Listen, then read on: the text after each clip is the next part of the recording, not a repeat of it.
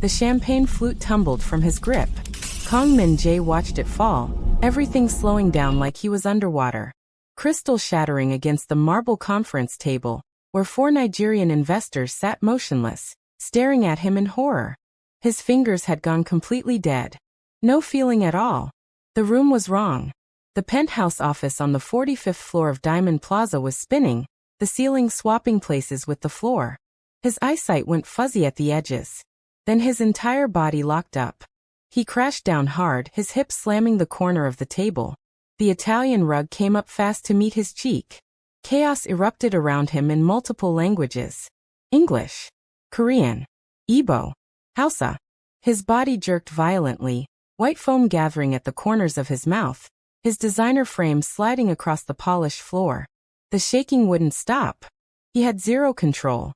But his brain stayed alert and terrified, which somehow made everything worse. He could process every sound, every word. But his body refused to obey him. Call for help. That was Lee Miare, his business associate. Her voice shrill with fear.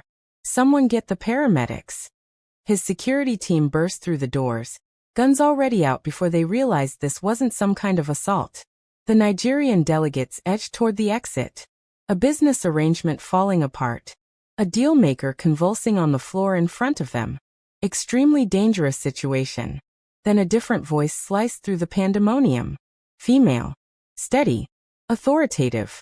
Clear the space immediately. Firm hands repositioned him on his side, opened his airway. Breathing's not blocked. This is neurological. A small flashlight swept across his pupils. Pupils responding unevenly. This doesn't match epileptic seizure patterns. The woman worked with practiced precision. Anyone familiar with his health records? Who are you exactly? Mirosnapt. Amara Okafor, pharmaceutical consultant. I was scheduled for a presentation in the building's East Wing. I also hold Advanced Emergency Response Certification. The accent was distinctly West African, layered with crisp British education. Any previous seizure episodes? Never once. He's been exhausted recently, dropping weight, but nothing remotely like this. Weight loss, thinning hair, numbness in the hands and feet? I'm not certain. Possibly. A beat of silence. Then the woman's tone shifted to pure urgency. I need my attaché case from the Eastern Conference Hall. Dark brown leather. Inform building security, this is critical medical emergency. What exactly are you suggesting? Make it happen right now. His primary bodyguard, Tae-hyun, sprinted out immediately. The convulsions were beginning to ease, leaving Min-jae limp and struggling for air. He registered the woman's hand on his throat, monitoring his heartbeat. Caught the scent of her fragrance, something with notes of gardenia and citrus. She spoke so quietly that probably only he heard her. Keep fighting. You don't get to die. Not after all she sacrificed to keep you breathing. She. Who was this woman referring to? His vision sharpened marginally. A black woman, somewhere in her mid-30s, cropped natural curls, remarkable bone structure. Nigerian judging by the accent.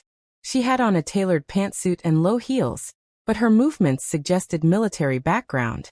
Something about her gaze felt strangely recognizable. Tae-hyun came back, out of breath, clutching the leather case. The woman grabbed it, her fingers working the combination lock with expert speed. She extracted medical supplies, producing a filled syringe with clinical efficiency. What's in that? Mira seizet haririst. You're not giving him any injections. Prussian blue compound. If my diagnosis is accurate, this keeps him alive. If I'm mistaken, it causes no harm. But without this treatment, and if I'm correct, he's got maybe 60 minutes left. The woman's stare was uncompromising. Your decision. Miare wavered, then released her grip. Go ahead. The injection was swift and professional. The woman settled back, watching Min-jae's complexion with intense focus. What's happening to him? Tae-hyun asked softly. If my assessment's correct, thallium toxicity. Heavy metal contamination. Triggers neurological breakdown, hair thinning, digestive destruction. Mimics organic disease until you understand the markers. Her expression hardened. And I understand the markers because I've witnessed this previously. That's not possible, Miare said. Who could even obtain? How would anyone successfully? Excellent questions, correct? The woman glanced up, something dangerous flickering in her expression. Someone with consistent access to his meals, his personal space. Someone capable of administering trace quantities over extended periods without detection. The suggestion floated between them like poison gas. If you're sitting there wondering how some complete stranger identified the exact toxin destroying him, how she conveniently carried the specific antidote, and why she mentioned someone keeping him alive all this time, don't go anywhere and think about subscribing to this channel immediately so you catch every story like this one. Let's continue because this narrative gets more devastating, more complicated, and more stunning than you could possibly anticipate. The emergency vehicle showed up within 12 minutes. Min Jae had stabilized by that point. The seizure completely resolved. The Prussian blue doing its work. The woman, Amara, accompanied him to Riverside Private Hospital, the exclusive medical facility preferred by people who avoided standard emergency rooms and their questions. Min Jae faded in and out during transport, but overheard Amara giving firm instructions to the medical technicians. Run comprehensive toxicology screening. Prioritize heavy metal detection. No medications or supplements administered unless they originate directly from hospital pharmacy. Restrict all visitors pending security authorization. This constitutes attempted homicide whether people acknowledge that reality yet or not. They got him stable in intensive care, flooding his system with fluids and binding agents to purge the toxin. Amara refused to leave despite nursing staff insisting she wasn't related to the patient. I'm the person who prevented his death, she informed them bluntly. I'm also the person who recognizes warning signs if someone attempts to complete the job. Therefore, I'm remaining here. Medical staff conducted their testing. Results arrived early that evening. Acute thallium contamination. Chronic exposure spanning approximately 6 to 9 months. Renal damage, neurological compromise, gastrointestinal injury. He should already be deceased. The sole reason he survived was Amara's rapid response. Min Jae regained full consciousness around 10 p.m. The space was shadowy, equipment humming quietly, and 4-line in his forearm. His entire body felt impossibly heavy, every fiber aching from the convulsions. He rotated his head carefully and discovered Amara positioned near the window, laptop active, focused on something. She sensed his movement and immediately shut the computer. You're back with us. His throat felt like sandpaper, words coming out raspy. You kept me alive. I did. How did you recognize the toxin? Because I've been monitoring you for nearly a month. Observed the symptoms developing, calculated probabilities. When you collapsed, I understood immediately. She rose, moving to fill a cup from the water container. Tiny sips only. Your digestive system is severely compromised. He accepted the water, grateful, examining her features closely. Who are you? Actually? I already explained. Amara Okafor, pharmaceutical consultant. Pharmaceutical consultants don't transport Prussian blue compounds in their briefcases. They don't identify thallium poisoning within 60 seconds. And they certainly don't conduct month-long surveillance on people. He locked eyes with her. So let me ask one more time. Who are you really? She remained silent for an extended moment. Then she drew a chair beside his hospital bed and settled in. Your mother dispatched me. Min Jae's blood turned to ice. My mother's gone. She was killed in an accident 17 years ago. Your mother fabricated her death 17 years ago to evade North Korean operatives tracking her. She existed the following decade in Nairobi operating under an assumed identity. She passed away 6 years ago, but not before she prepared me to finish her mission. Amara's voice carried gentleness, but absolute certainty. She extracted my oath to shield you, to monitor you, to ensure you survived long enough to discover the truth. This is completely insane. My mother was an ordinary housewife. She absolutely wasn't. Your mother operated as a biochemical warfare scientist for the DPRK, before her defection. Your father worked North Korean intelligence operations.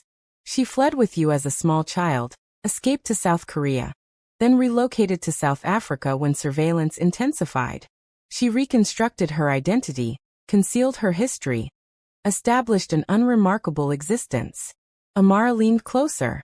But she never abandoned her true nature. She instructed me in toxicology, counterintelligence operations, how to recognize poisoning indicators. She understood eventually someone would attempt your assassination. She insisted someone would be positioned to prevent it. Min Jae's thoughts were racing. This seemed impossible. His mother, soft-spoken and kind, who adored tending her garden and preparing traditional meals. A North Korean defector. A weapons scientist. Yet fragments of him acknowledged the truth. How she'd always remained vigilant, constantly noting escape routes. The multiple languages she claimed to have absorbed from television programs. How she'd demanded he master disappearing when required, maintaining alternate identities. Provide me evidence. Amara retrieved her phone, navigated through images, then extended it toward him. The woman in the photograph appeared younger than his memories, but unmistakably his mother, positioned before a Nairobi street vendor, beaming with her arm surrounding a younger Amara. The timestamp read 13 years previous. She adopted the name Adana in Kenya, instructed chemistry at a technical college, maintained a quiet profile. Amara's tone softened. She discussed you endlessly, grieved your absence daily. But she recognized that contacting you, returning home, would deliver danger directly to you. Then why dispatch you? Because 18 months before her death, she discovered someone within your operation was orchestrating your murder. She lacked specifics, had no concrete evidence, but she comprehended the methodology, gradual poisoning designed to replicate natural deterioration. So she trained me, provided resources for distant observation, and demanded my promise I'd intervene when necessary. Min Jae closed his eyes. Processing this information felt impossible while his skull still throbbed from the toxin. Who's responsible for this? Who's poisoning me? Unknown currently, but I have working theories. Amara reclaimed her device. Someone maintaining regular access to your food and beverages. Someone who initiated this approximately 9 months ago based on contamination levels. Someone who profits from your death. Lee Miro. The name resonated in his consciousness, but he rejected it.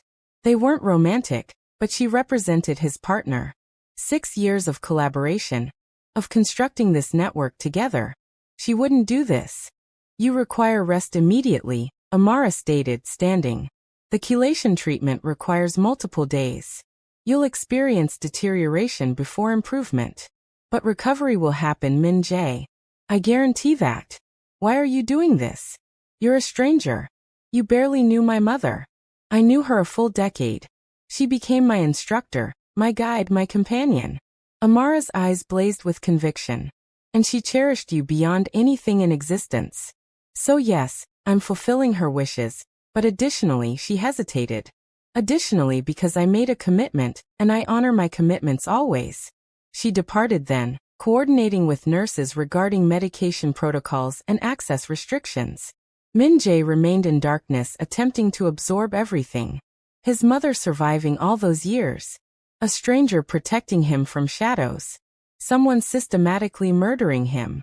And this woman who'd rescued him, this Amara. Something about her resonated as familiar in ways he couldn't articulate. Like she embodied fragments of his mother in her gestures, her speech rhythms. He drifted off, attempting to determine if she could be trusted, and awakened hours later discovering her asleep in the bedside chair, laptop still active, clearly having worked throughout the night. Morning arrived with Lee Miare, impeccable in an ivory suit, her expression carefully composed. Min Jae, thank heaven you're conscious. She approached his bedside, extending her hand, but he observed Amara stiffen from her station near the window. The physicians mentioned poisoning. How is that conceivable? That's precisely what I intend to determine. He monitored her face intently. Someone's been executing this for months. Someone in my inner circle. The doctors are clearly mistaken. Perhaps something you consumed recently. Something contaminated. 9 months. Miare medical tests indicate chronic exposure spanning 9 months. He detected something flashing across her features. Anxiety. Culpability. It vanished too rapidly to classify. I require documentation of everyone accessing my meals, my drinks, my daily patterns. Compile that information. Absolutely, whatever you require. She glanced toward Amara. And you would be? The person who preserved his life. I'll be remaining throughout his recovery. Amara's tone stayed pleasant but immovable, ensuring nothing additional transpires. I seriously doubt that's required. We maintain exceptional security. Your exceptional security failed to prevent 9 months of systematic poisoning. Amara's smile never touched her eyes. I'm staying regardless. The atmosphere grew suffocating. Mira's jaw clenched, but she nodded acknowledgement. Acceptable, but Min-jae, we must address business matters. The Nigerian arrangement is suspended. They're extremely nervous, and the syndicate questions whether you remain functional as intermediary. Inform them I'll resume operations within 7 days. 7 days? Min-jae, you nearly died. Which precisely necessitates projecting strength immediately. If they perceive weakness, vulnerability, the entire framework disintegrates. Every organization I facilitate for will maneuver to eliminate me. He forced himself upright slightly, disregarding his protesting muscles. Arrange a virtual conference in 72 hours. I'll address all parties directly. That's entirely premature. That's non-negotiable. Mira departed 25 minutes later, and immediately following her exit, Amara moved to the entrance, scanning the corridor. Then she returned, positioning her chair close. She's concealing something. I lack definitive proof yet, but her reaction to the timeline. She comprehends more than she's revealing. Mira has been my associate for 6 years. She controls my finances, my accounts. If she desired my death, countless simpler methods exist beyond slow poisoning. Unless she requires your death appearing natural. Unless something she needs to inherit or command demands you expire from apparently organic causes. Amara opened her laptop. I conducted research overnight. 4 months ago, Mira initiated merger discussions with a syndicate-supported investment consortium. The arrangement would transfer control of your complete brokerage infrastructure in exchange for substantial compensation and an executive controller position. That's impossible. I would have discovered this. She maintains secrecy, operated through indirect channels, but the arrangement contains one obstacle. It requires your network without requiring you. Actually, it functions superior without you. You're excessively independent, excessively unpredictable. They desire the infrastructure minus the individual. Min-jae felt nauseous, and not from the poison. Display this. Amara rotated her laptop screen toward him. Electronic correspondence, financial documentation, conference records, all documenting Mira negotiating his entire operation away, strategizing for a future excluding him. When did the poisoning commence? He asked quietly. Based on your laboratory results? Almost precisely when these negotiations initiated. 9 months previous. He reclined against the pillows, the betrayal penetrating deeper than anticipated. He and Mira weren't romantically involved, never pretended otherwise, but he'd relied on her completely. She'd been his partner, his second-in-command for years. We need evidence. Something concrete connecting her to the poisoning. I'm pursuing it. But Min-jae, we must discuss something else. Something your mother wanted revealed when circumstances permitted. Amara inhaled deeply. You have a son. Everything stopped. What? Your mother, before fabricating her death, preserved your genetic material. She was terrified something catastrophic would occur. That you'd remain isolated without family. So she arranged surrogate services, created a child, and requested I raise him until revealing the truth became safe. Amara's hands trembled slightly. His name is Chidi. He's 13 years old. He resides with me in Nairobi. He believes I'm his aunt. That his parents perished when he was an infant. But Min-jae, he's yours. He possesses your eyes, your analytical capabilities, your grandmother's passion for chemistry. He's extraordinary and compassionate, and he's been anticipating meeting you his entire existence. Min-jae couldn't breathe properly. He had a son. 13 years old, living, waiting for him in Nairobi. His mother orchestrated this, gifted him family, guaranteed he wouldn't face solitude. Why keep this secret? Because she was terrified. Terrified that knowledge would drive you to locate her. Terrified that North Korean agents would exploit the child against you. She intended waiting until safety arrived, until you'd exited this existence. Amara's eyes glistened. She died before completing that plan, but she extracted my promise to protect him, protect you both, to unite you when timing permitted. And now represents the correct timing. Now represents the only timing. Because whoever's attempting your murder won't cease. And if they succeed, Chidi loses his father before ever knowing him. Your mother didn't preserve your DNA and create that magnificent boy for him to mature orphaned. Min Jae's chest constricted. He'd invested his entire adult existence constructing a shadow empire, facilitating arrangements for criminals, maintaining isolation and protection. He'd never contemplated family, legacy beyond wealth and influence. Now he had a son. A child existing because his mother loved him sufficiently to engineer a future she'd never witness. I want to meet him immediately upon recovery. I want to meet Chidi. You will. I promise. Amara smiled genuinely this time. Warm and optimistic. He'll adore you, Min Jae. He already does, despite never meeting you. I've shared stories about his father. Cautious, ambiguous accounts that avoid excessive revelation, but sufficient for him understanding you're someone worth knowing.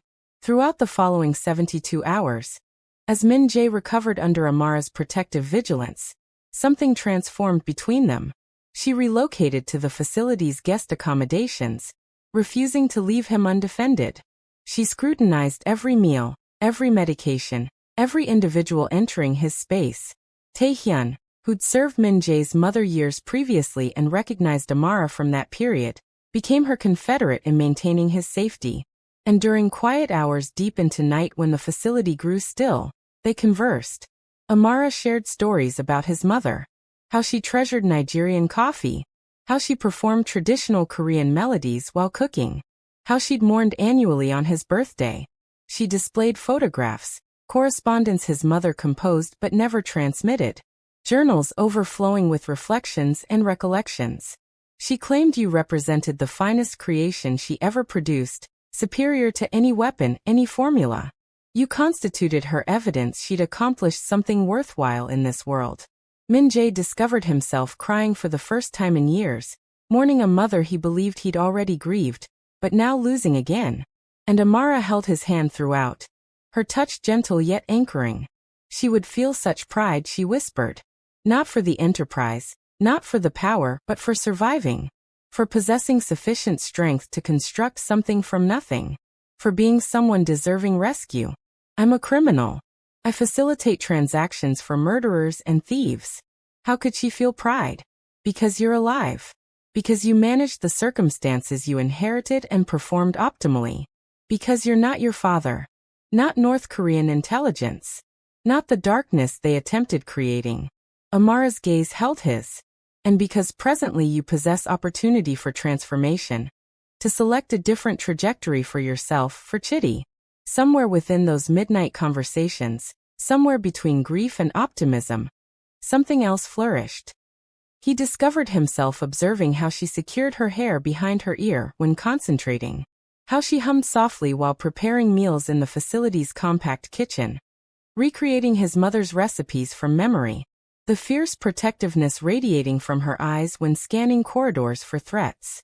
She frequently slept in his room, chair positioned beside his bed, laptop still illuminated with research regarding thallium toxicity and treatments. He'd watch her sleeping and experience something warm and terrifying expanding in his chest. On the third night, he awakened discovering her weeping quietly, examining a photograph on her device. Amara? She rapidly wiped her eyes. Apologies, didn't intend waking you. What's wrong? Nothing. Just she rotated the phone toward him. Chidi transmitted a video of his science experiment. He's examining chemical reactions, attempting to comprehend why elements bond or separate. Her smile was watery. He possesses your mother's intellect, your curiosity. And I wish she could witness him. Wish she could recognize how remarkable he became. Min Jae extended his hand, and following momentary hesitation, Amara accepted it. Her fingers felt warm, strong. She understands. Wherever she exists, she understands because she selected you to raise him. She entrusted you with the most precious element in her world. Me and presently Chitty. That's not insignificant, Amara. I'm terrified of failing, of disappointing her, of something happening to him or to you, and breaking my promise. You won't. You preserved my life. You've protected Chitty for 13 years. You're executing precisely what she requested and exceeding it. He squeezed her hand gently. You're remarkable. You comprehend that, correct? She looked at him, truly looked, and he witnessed the moment something shifted in her expression. Recognition of the connection developing between them, extending beyond duty or commitments. Min-jae, I recognize this is complicated. You're still recovering. Someone's attempting your murder. I'm only present because your mother requested protection. But Amara, he drew her closer until their faces nearly touched. I need you understanding that when I observe you, I don't solely perceive my mother's friend. I don't solely perceive my protector. I perceive someone incredible, someone powerful and courageous and stunning. And I recognize it's probably foolish, probably dangerous, but I'm falling for you. Have been since you rescued my life. That's the toxin speaking. Gratitude. You don't genuinely. I'm falling for how you hum while cooking. For how you verify locks 3 times before sleeping. For how you discuss Chitty with such affection in your voice. For how you regard me like I'm someone worth rescuing. Not merely someone requiring rescue. He touched her face gently. Tell me I'm alone experiencing this. Tell me to stop. But please don't claim it's not genuine. Amara remained quiet for an extended moment. Then she leaned forward and kissed him. It began soft, questioning, then intensified when he reciprocated. She tasted like the Nigerian coffee she consumed constantly, like hope and fear combined. When they separated, both breathing hard, she rested her forehead against his. This is catastrophically ill-advised, she whispered. Probably. You're still recovering. Someone's attempting your murder. I'm supposed to be protecting you, not falling for me. I didn't state that. You didn't require stating. I can observe it in your eyes. He smiled. We're both catastrophically terrible at this, aren't we? Devastatingly terrible. But she smiled too. Your mother would eliminate me if she knew I was kissing her son instead of simply maintaining his survival. My mother desired me possessing a life, possessing family, affection, something beyond the enterprise. I believe she'd approve. They invested the remaining night conversing. Her chair positioned so close to his bed they could maintain hand contact, speaking in whispers about futures feeling impossible.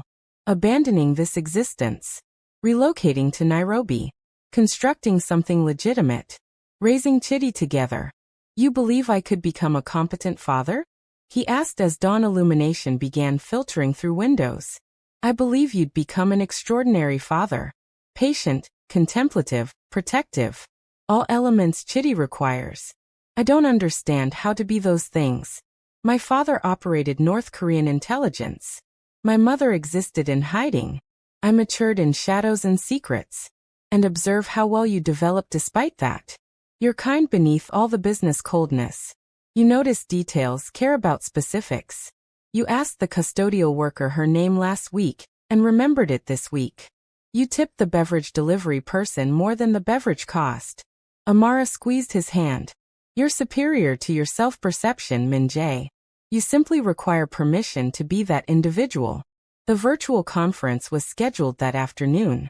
Min-jae insisted on dressing appropriately, presenting strength despite his body still aching from chelation treatment.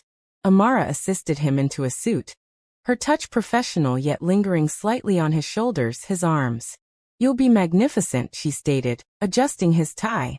Demonstrate to them the broker they cannot survive without. The conference connected representatives from 6 major criminal organizations across 4 continents. Min-jae positioned himself before his laptop, Amara just beyond frame, and addressed them with the cold confidence that made him invaluable. Gentlemen, as you've undoubtedly heard, I experienced a medical crisis this week. I'm pleased reporting I'm completely recovered and prepared to resume operations. Not entirely accurate, but sufficiently close. The situation has been managed. There will be zero interruption to our existing arrangements. We heard you were poisoned, one of the syndicate representatives stated, his expression impassive.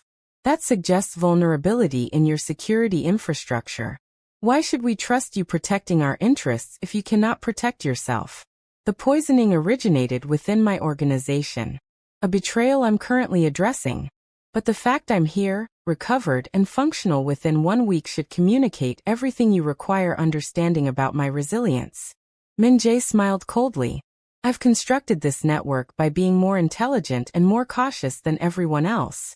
One assassination attempt doesn't alter that. The conference continued 90 minutes. Min Jae addressing questions and concerns, reassuring anxious partners, projecting strength he didn't completely feel. But he excelled at this. Always had. Reading people, understanding their requirements, constructing trust through calculated honesty. When it concluded, he closed the laptop and permitted himself to slump slightly.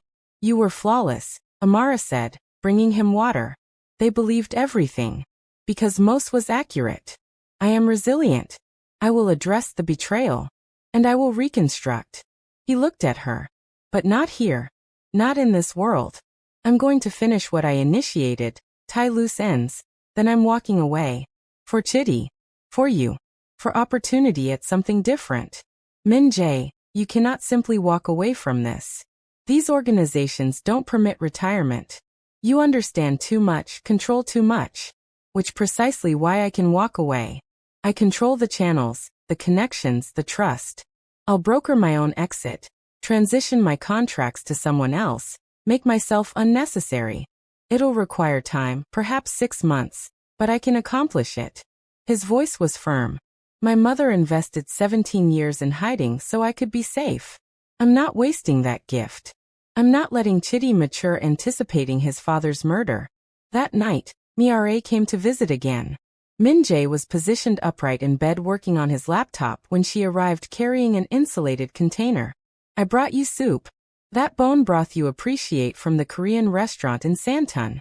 She poured it into a cup, the steam aromatic. The physician said you require nutrients for recovery. Min Jae observed the soup, then Mira's carefully neutral expression. Then Amara, who tensed the moment Mira entered the room. That's considerate. Thank you. He accepted the cup but didn't consume. Mira, we must discuss the syndicate negotiations. Her expression flickered. What negotiations? The merger you've been brokering for the past 4 months. The one involving selling my entire network to a Chinese investment consortium. The silence was deafening. Mira's face went carefully blank, but her hands tightened on her briefcase. I don't comprehend what you're suggesting. I have the electronic correspondence, the financial documentation, conference transcripts. Min Jae positioned down the soup untouched. I understand you've been planning my exit. I simply didn't realize you meant my permanent exit. Min Jae, you're confused. The medication, the stress. The thallium that's been in my system for 9 months. Since precisely when you initiated negotiating with the syndicate. He leaned forward. Here's what I cannot determine. We've worked together for 6 years. I've made you wealthy, powerful. Why betray me now? Why not simply request I sell? I might have considered it. Because you would never sell. You're excessively attached to control, to being the indispensable broker. The network is everything to you. Mira's mask was fracturing, rage bleeding through. I gave you 6 years, Min Jae. 6 years managing your finances, your contacts, your entire operation. I constructed the financial structure that makes this all function. And what do I receive? A salary and occasional intimacy. No equity, no ownership, no genuine power. So you decided to take it. I decided to finally obtain what I deserve. The syndicate is offering me a regional controller position, and a percentage of everything. Genuine power, not borrowed power. But they require the network without you. You're excessively unpredictable, excessively independent. They want someone who will follow instructions. She stood, her expression cold. I didn't want to kill you. I liked you in my way. But you made yourself obsolete. That's not personal. It's business. And the poison made you sick gradually, natural appearing, no suspicion. If it hadn't been for your little guardian angel here, she gestured at Amara, you'd be dead in another month, and everyone would think it was just one of those tragic illnesses. I'd inherit the operational control as your partner, transition everything to the syndicate, and everyone wins. Except you, of course. But you'd be dead, so you wouldn't care. Min Jae felt remarkably calm. Maybe it was the lack of surprise. He'd already understood deep down. Or maybe it was the clarity that came with confirmed betrayal. Who else is involved? DR. Han. The facility's resident nutritionist. Actually, he's syndicate affiliated. Easy to position him to give you health supplements that were actually thallium compounds. You trusted him because he was part of the facility's elite service. She smiled. Everyone has a price, Min Jae. You taught me that. Amara moved then, positioning herself between Mira and Min Jae. You need to leave now. Or what? You'll fight me? I have lawyers, Min Jae. I have contracts. You gave me power of attorney on your medical decisions while you're incapacitated. One signature, and I control everything. Mira picked up her briefcase. But I'll make you a deal. Sign over the network voluntarily. I'll make sure you're comfortable. We'll set you up somewhere quiet to recover. You can even live as long as you disappear. Kenya maybe. Somewhere far from business. You walk away alive. I get what I want. Everyone's happy. Except you attempted to murder me. That's not a negotiation. That's a threat. Min Jae's voice was ice. And you made one critical mistake. What's that? You assumed I'd be alone. That I wouldn't have someone watching, protecting, documenting everything. He nodded to Amara, who held up her phone. The recording application was running. Had been there since Mira entered. Every word you just said is documented. Your confession, the syndicate connection, the nutritionist, everything. Mira's face went white then crimson with fury. You bastard. You set me up. I gave you the opportunity to be honest. You chose confession. Min Jae stood slowly, his body protesting, but his will stronger. Tae-hyun, I know you're listening. The door opened and his bodyguard entered with two others. They'd been positioned in the hallway waiting. Ms. Lee is no longer affiliated with any of my operations. Escort her from the building and contact Attorney Park. I want restraining orders and criminal charges filed by morning. Attempted murder, conspiracy, fraud, everything. You can't do this. Mira's composure shattered completely. The syndicate will come for you. They've already invested in this deal. If I don't deliver, then you have a problem, not me. I suggest you run. The syndicate doesn't tolerate failure, and you just failed spectacularly. Min Jae sat back down exhausted. Take her away. I'm tired. Tae-hyun and the others moved forward. Mira struggled briefly, then seemed to realize the futility. As they led her out, she looked back at Min Jae with pure hatred. You're a dead man. Even if I don't kill you, someone will. That's the life you chose. Maybe. But at least I'll die knowing I didn't let you win. When she was gone, Min Jae let himself collapse against the pillows. His hands were shaking with adrenaline and exhaustion. Amara immediately checked his vitals, her touch gentle but efficient. Your heart rate is too elevated. You shouldn't have pushed yourself like that. I needed to hear her say it. Needed proof. He caught her hand, holding it against his chest. Thank you for protecting me. For getting that recording. For everything. That's what I promised your mother. That I'd keep you safe. Is that the only reason you're here? A promise to a dead woman? Amara was quiet for a moment. Then she leaned down and kissed his forehead. No. It stopped being just a promise somewhere around the third night I watched you sleep. Somewhere around when you asked me about Chitty with such hope in your voice. Somewhere around when you looked at me like I was more than just your protector. What am I to you then? You're the man I'm falling in love with. Against all logic, against all common sense. You're dangerous and complicated, and your life is a nightmare. But you're also kind when you don't have to be. You're trying to be better than your past. And you want to be a father to a son you've never met. She smiled. So yes, I'm here because I promised your mother. But I'm staying because I want to. Because I choose you. Even though I'm a criminal. You're a man trying to find his way out of the dark. That's different. She sat on the edge of his bed. And besides, I'm not exactly innocent myself. Your mother trained me to kill if necessary. I know 15 ways to poison someone and make it look natural. I've forged documents, hacked systems, done things that would put me in prison if anyone knew. So maybe we're both just people trying to be better than what we were made to be. Min Jae pulled her closer, kissing her properly this time. Deep and desperate. Tasting like second chances and impossible futures. When they broke apart, both breathing hard, he rested his forehead against hers. Come to Nairobi with me when this is over. When I've closed down the network and dealt with the fallout. Come home, bring Chitty, and let's build something real. Something your mother would be proud of. Our mother, Amara corrected softly.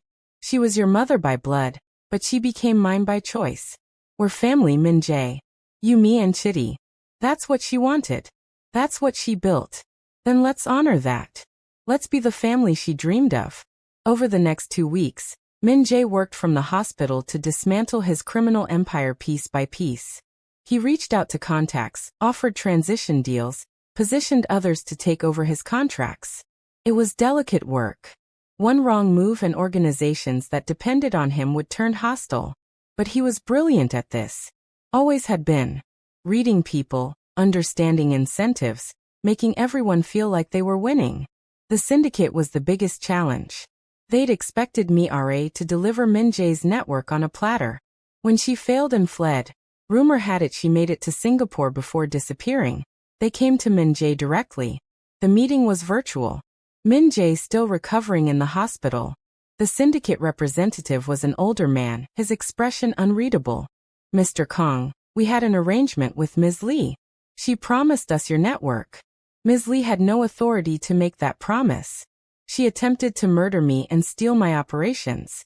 Surely you don't expect me to honor a deal made by someone trying to kill me. We invested considerable resources based on her assurances. Then you invested poorly. But I'm not unreasonable. Min Jae leaned forward. I'm closing my operations over the next 6 months. Transitioning contracts, ending relationships. What I can offer you is first right of refusal on the Southeast Asian channels. I'll introduce you to my contacts, facilitate the transition, ensure smooth operations. In exchange, you leave me alone. No retaliation, no pursuit. I walk away clean. And if we refuse? If we decide you're too much of a liability to let live? Then you lose access to relationships I've spent a decade building. My contacts are loyal to me, not to my business. If I die, they scatter. You get nothing. Min Jae smiled coldly. But if I transition them properly, introduce you as trusted partners, you get everything. Your choice. The syndicate man was silent for a long moment. Then he nodded. 6 months. You deliver the transitions, we guarantee your safety. But Mr. Kong, if you try to deceive us, if this is a trap, there is nowhere on earth you can hide. Understood. But I'm not deceiving you. I'm done with this life. I have other priorities now. The meeting ended and Min Jae closed his laptop with shaking hands. Amara, who'd been listening from off-camera, moved to his side immediately. That was incredibly risky. It was necessary. The syndicate is too powerful to ignore, but they're also practical. They want the network more than they want revenge. He pulled her close. 6 months, Amara. 6 months and I'm free. We're free, she corrected. We're in this together now. 3 weeks after the poisoning, Min Jae was finally strong enough to leave the hospital. The chelation therapy had worked. His kidneys were recovering, the neurological symptoms fading. He'd need monitoring for months, maybe years, but he would live. Amara took him to her apartment in Santon. A small secure place she'd rented when she started watching him months ago. It was strange being in her space, seeing the life she'd built. Photos on the walls, books in Igbo and English. A small kitchen where she clearly spent time cooking. And on her desk, in a silver frame, a photo of a boy. Min Jae picked it up with shaking hands. 13 years old, with Min Jae's sharp features and his mother's gentle eyes, wearing a school uniform, grinning at the camera, holding a chemistry trophy. That's Chitty, Amara said softly, coming to stand beside him. Taken last month at his school science fair. He won first place for a project on chemical bonding. He looks like her. My mother. He has her curiosity, her love of questions. He drives his teachers crazy asking why about everything. Amara smiled. But he also has your focus. When he's working on something he loves, the world could end and he wouldn't notice. Just like you with your work. When can I meet him? Soon. I've been preparing him, telling him his father is alive.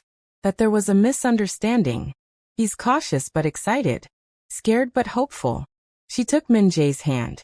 I told him you're someone worth waiting for. Please don't make me a liar. I won't. I swear to you, Amara. I'll be the father he deserves, even if I have no idea how.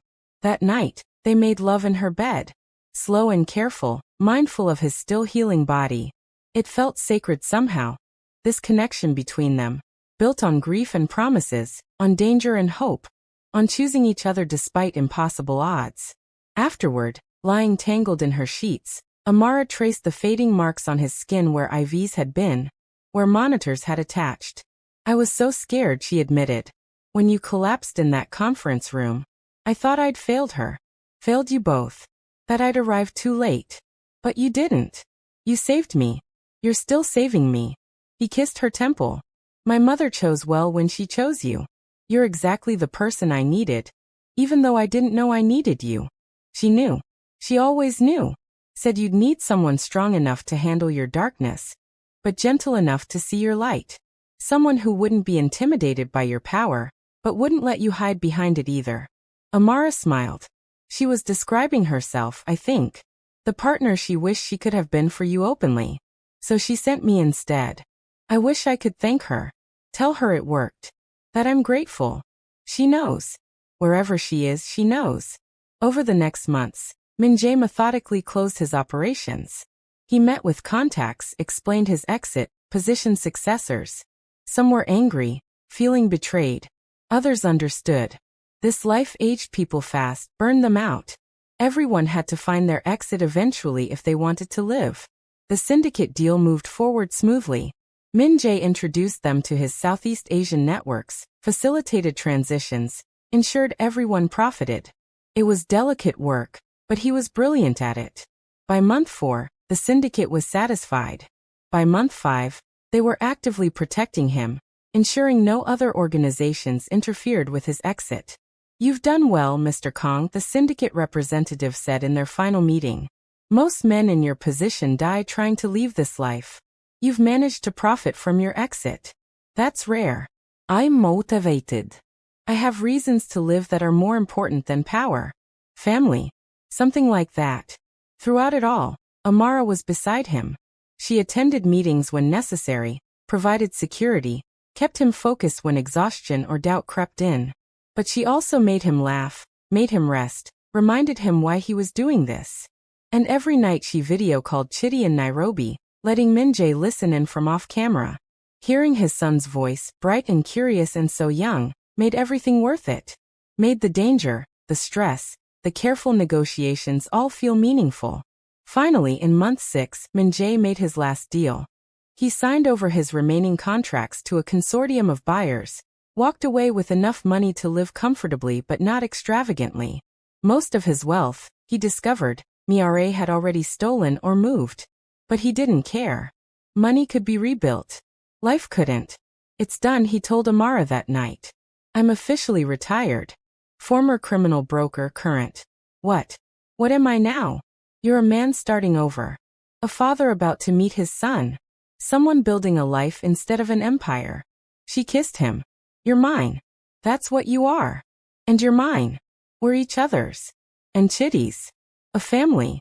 So when do we tell him? When do we bring him here? We don't. We go to him. To Nairobi. To your home. Our home. We start fresh there, away from all this. Min Jae pulled her close. No more Johannesburg. No more South Africa. Just Kenya and quiet, and a life my mother dreamed of but never got to have. They flew to Nairobi 2 weeks later. Min Jae carried a single bag, everything he owned now after liquidating his old life. Amara held his hand the entire flight, squeezing gently when turbulence made him tense. Nervous? Terrified. What if he hates me? What if I'm everything he doesn't want in a father? Then you'll learn. You'll grow. You'll be better. That's all any parent can do. She smiled. Besides, you're his father. He's been waiting his whole life for you. You'd have to try very hard to disappoint him. Her apartment in Nairobi was small but warm, located in Kilimani, a middle-class neighborhood with jacaranda trees and friendly neighbors. It felt safe, normal. Nothing like Min Jae's old life of luxury hotels and armed compounds. Chitty arrived after school, his uniform slightly rumpled, his backpack heavy with books. He stopped in the doorway when he saw Min Jae, his eyes going wide. For a long moment, father and son stared at each other. 13 years of separation, 13 years of questions, all condensed into one frozen instant. Then Chitty spoke, his voice small but steady. Are you really my dad? Min Jae's throat was so tight he could barely breathe. Yes. Yes, I am. And I'm so sorry I wasn't there. So sorry you had to grow up without me. But I'm here now, Chitty. I'm here now and I'm not leaving. Not ever. The boy took a hesitant step forward. Auntie Amara said you were sick. That bad people hurt you. Are you okay now? I'm getting better. I'm going to be fine. Min Jae knelt down to be at eye level. And the bad people, they can't hurt me anymore. I made sure of that. Because I needed to be healthy. I needed to be safe so I could meet you. So I could be your father. Chitty looked at Amara, who nodded encouragingly. Then he looked back at Min Jae, studying his face with an intensity that was pure scientist. You look like the picture's grandmother left. She said you were smart. That you could fix anything if you tried hard enough. Your grandmother was a very wise woman. And she loved you so much. Even though she never got to meet you. She made sure you existed because she wanted me to have family. She wanted you to exist. Auntie Amara says I'm like her. That I love chemistry like she did. Then you're like both of us because I love puzzles, problems, figuring things out. We can do that together if you want. I can teach you what I know. You can teach me what you know. We can learn together. Chitty took another step closer, then another. Then before Min Jae could prepare himself, the boy launched forward and hugged him fiercely. Min Jae's arms came around his son automatically, holding him tight, feeling this small, solid, real person who existed because his mother had loved him enough to plan for a future she'd never see. He buried his face in Chitty's hair and cried, deep wrenching sobs that came from a place he didn't know existed. I've got you, he whispered. I've got you now. I'm sorry I wasn't there before, but I'm here now. And I'm not letting go. Not ever. Amara watched them, tears streaming down her face, and Min Jae reached out with one arm to pull her into the embrace. The three of them stood there in the small Nairobi apartment, holding each other, building a family from broken pieces and impossible promises. We're home, Amara whispered. All of us. Finally home. That night, after Chitty fell asleep in his room, Min Jae and Amara sat on her small balcony, watching Nairobi's lights twinkle in the distance. The air was warm, fragrant with jasmine and cooking fires. So different from Johannesburg's cold towers, from Seoul's neon chaos. I never thought I'd have this, Min Jae said quietly. A family. A home. A reason to wake up that isn't about power or money or surviving. Your mother did. She knew you'd get here eventually. Even if it took years, even if she couldn't see it. Amara leaned against him. She told me once that you were her proof that people could change. That someone born into darkness could choose light. She said if you ever found your way out, you'd build something beautiful. Is this beautiful? A retired criminal. A woman trained to kill. A child conceived in a lab? Yes. It's the most beautiful thing I've ever seen. Because it's real. It's chosen. It's built on love, not duty or fear or obligation. She turned to face him. Min Jae, I love you. Not because your mother asked me to protect you. Not because we're bound by Chitty.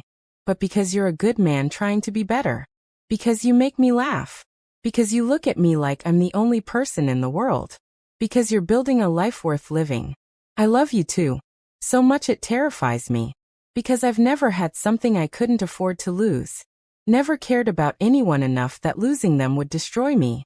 He took her hand. But you and Chitty, you're everything now. And if anything happened to either of you, nothing will. We're safe here. The syndicate has no interest in Kenya. Your old contacts don't know where you went. North Korean agents think your mother died childless. She squeezed his hand. We're invisible, Min Jae. We're free. We can just be a family now. A family, he repeated, tasting the word. I like that. I like that a lot. 3 months later, Min Jae enrolled in university classes. Business administration with a focus on international trade. Legitimate international trade this time.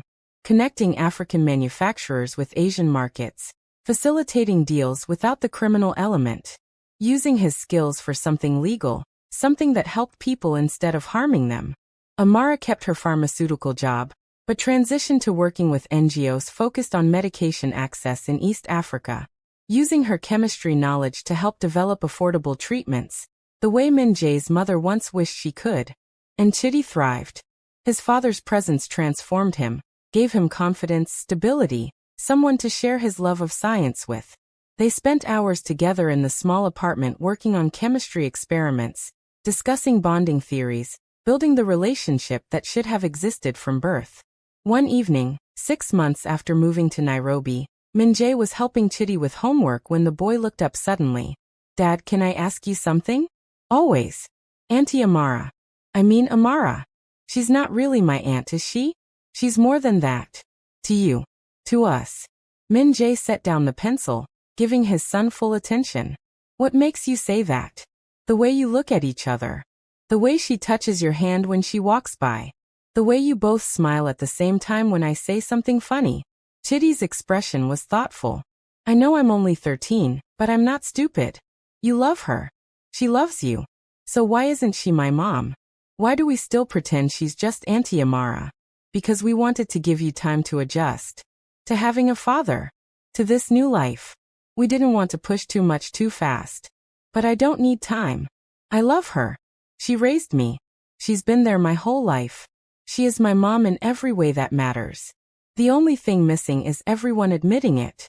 Chidi looked at his father with eyes far too old for his age. "So when are you going to marry her?" Min Jae laughed, surprised and delighted. "Is that what you want?" "I want us to be a real family. All the way. Not halfway. I want her to be officially my mom. I want you to be officially together. I want to stop pretending we're just 3 people who happen to live together." He paused. "Plus, my friend at school says his parents got married and had a big party with cake. I'd really like cake." "So this is about cake?" "Partially about cake. Mostly about family. But the cake would be nice." That night, after Chidi was asleep, Min Jae told Amara about the conversation. She laughed and cried at the same time. "He said that? That I'm his mom in every way that matters? And he's right. You raised him, loved him, kept him safe. Biology is just science. Family is choice. And you chose him. Chose us. Every single day for 13 years. That makes you more his mother than DNA ever could. So what are we going to do about it?" Min Jae pulled a small box from his pocket. He'd been carrying it for 2 weeks, waiting for the right moment. Inside was a simple ring. Not expensive, not flashy. Just beautiful and real, like everything in their life now. "Amara Okafor, you saved my life. You brought me to my son. You showed me that people like us can build something good from broken pieces. You're the strongest, most incredible person I've ever known. And I love you more than I thought I was capable of loving anyone." He opened the box. "Will you marry me? Will you officially be Chidi's mother and my wife? Will you let me spend the rest of my life trying to be worthy of you?" She was crying openly now, nodding before he even finished. "Yes. God, yes. 1,000 times yes." He slipped the ring onto her finger, and she pulled him into a kiss that tasted like salt and joy and forever. They were married 3 months later in a small ceremony at a Nairobi garden. Chidi stood beside Min Jae as best man, wearing a suit that made him look impossibly grown up. Amara wore traditional Nigerian fabric in brilliant colors, her hair adorned with flowers. Min Jae wore hanbok, Korean traditional dress, in honor of the mother who'd made all of this possible. The ceremony blended cultures beautifully. Nigerian traditions of call and response. Korean customs of bowing to honor ancestors. Christian prayers and secular promises, all woven together. It was uniquely theirs, reflecting the family they'd built from impossible circumstances. When it came time for vows, Min Jae spoke from the heart. "Amara, I was dying when you found me. Not just from poison, but from living a life without meaning, without love, without hope. You didn't just save my body. You saved my soul. You showed me that redemption is possible. That family isn't about blood, but about choice. That love can grow in the darkest soil and bloom into something beautiful. I promise to love you, to protect you, To be the man you see when you look at me. I promise to be a good father to our son, a good partner to you, a good man in this world. And I promise that every single day I will choose you. Choose us. Choose this life we've built together. Amara's vows were equally moving. Min Jae, I promised your mother I'd protect you. I thought that meant keeping you alive, keeping you safe from physical harm. But what your mother really asked me to do was show you that you were worth protecting. That you deserved love, family, a life beyond shadows and secrets. You've become my best friend, my partner, the father our son needed, the man I want to build a future with. I promise to stand beside you in everything. I promise to remind you who you are when the darkness tries to claim you. I promise to love you not despite your past, but including it. Because everything you've been has made you into the man you are now. And that man is exactly who I choose. There wasn't a dry eye present. Chitty's contribution was simpler, but just as profound. When asked if he accepted Amara as his mother and Min Jae as his father, he said clearly, I already did. This is just making it official. And yes, there better be cake. There was cake. Lots of cake. The reception was small. Just close friends, a few colleagues, Amara's Nigerian family who'd adopted Min Jae and Chitty without hesitation. No criminal contacts, no dangerous associates, no one from Min Jae's old life. Just people who knew them as they were now, not what they'd been. As the sun set over Nairobi, Min Jae danced with his wife under strings of lights while their son laughed and ate too much cake. The city hummed around them, full of life and noise and possibility. Happy? Amara asked, her head on his shoulder. Happier than I ever thought possible. Happier than I deserve. You deserve this. You deserve all of this and more. You fought for it. You changed for it. You earned it. We earned it. Together. She smiled. Together. I like that. I like us. Me too. I like us a lot. And in the home they'd built from impossible circumstances, two people proved that love really does transform darkness into light. If this story touched you, made you feel something, hit that like button and subscribe for more Afro-Korean romance stories where love defies the odds. And let me know in the comments what you think about their incredible journey, about their beautiful love story. Sometimes love really does grow in the darkest soil. Her plan, complicated and desperate and brilliant, had worked. Family endures. Love transforms. Hope survives. Even in the darkest places, light finds a way. And sometimes, just sometimes, the broken pieces fit together more beautifully than anyone could have imagined.